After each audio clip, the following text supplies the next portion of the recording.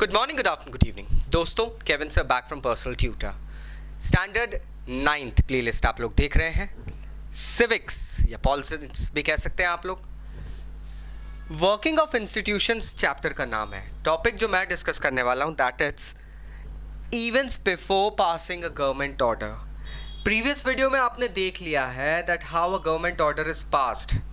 In this video will have a look कि government order pass होने से पहले, मतलब गवर्नमेंट ऑर्डर एक तरीके से एक नियम होता है, कानून होता है, पास होने से पहले क्या क्या प्रोसेसेस होते हैं। माइंडेड गवर्नमेंट ऑर्डर हमेशा किसी ना किसी इशू को एड्रेस करते हुए आता है या कोई सी इम्प्लीमेंटेशन या कोई सी गवर्नमेंट की किसी स्कीम को इम्प्लीमेंट करते हुए बताता है।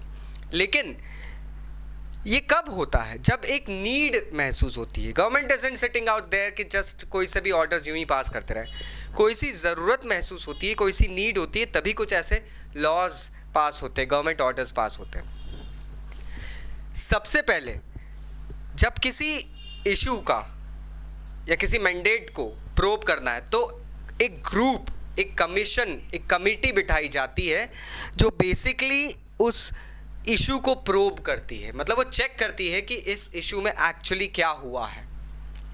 नाउ ये एक कमीशन अपॉइंट किया जाता है, गवर्नमेंट ही अपॉइंट करती है, and it is probably headed by a dignitary. कोई जो एक डिग्निटरी होता है, कोई रिस्पेक्टेबल पर्सन होता है, कोई एक्स IAS ऑफिसर, कोई कैडर का, ये ऐसे कुछ एक्स IPS ऑफिसर या कोई काफ़ी दिग्गज इंसान जो हमारे देश में काफ़ी काम कर चुका है, सरकारी महकमे में रह चुका है, नॉलेजेबल है, उसको या उस सब्जेक्ट में काफ़ी नॉलेज रखता है, उसको अपॉइंट किया जाता है एज द हेड और चीफ ऑफ दिस कमीशन।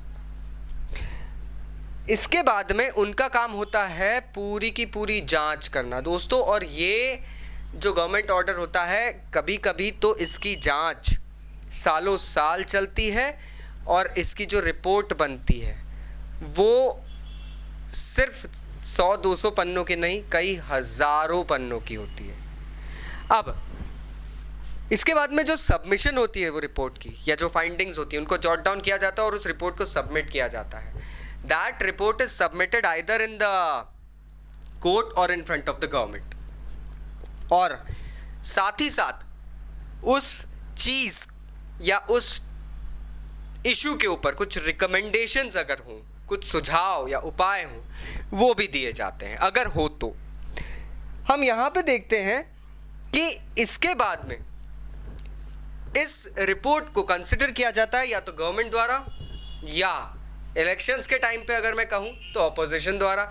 जो भी पार्टी इलेक्शंस कॉन्टेस्ट कर रही है वो भी इसका फ़ायदा उठा सकते हैं, क्योंकि देखिए ऐसा नहीं था, अब हम ऐसा करेंगे, हम इसको लाने के लिए, मतलब बहुत सारे फ़ायदे निकाल सकते हैं ऐसी रिपोर्ट्स के ऊपर। और एक इलेक्शन मैनिफेस्टो भी बनने के इसके स्ट्रॉन्ग चांसेस रहते हैं। अब बेटर ये रहता है कि गवर्नमेंट ही इसको इम्प्लीमेंट कर दे, या तो फिर नहीं, इलेक्शंस वगैरह के टाइम पे अगर ऐसी कोई रिपोर्ट आ गई तो दूसरी गवर्नमेंट, जो भी गवर्नमेंट बनेगी, माय पॉइंट इज जो भी गवर्नमेंट बनेगी, it will be going ahead and implementing it with proper debates and discussions in the parliament. Parliament में डिस्कस होगा, ऐसा नहीं है कि बस वो हो ही जाएगा, पार्लियामेंट में डिस्कस होगा, डिबेट होंगे, उसके बाद में with if there are any amendment, so with those amendments इस ऑर्डर को पास किया जाता है, मतलब प्रस्ताव जो था वो पारित किया जाता है।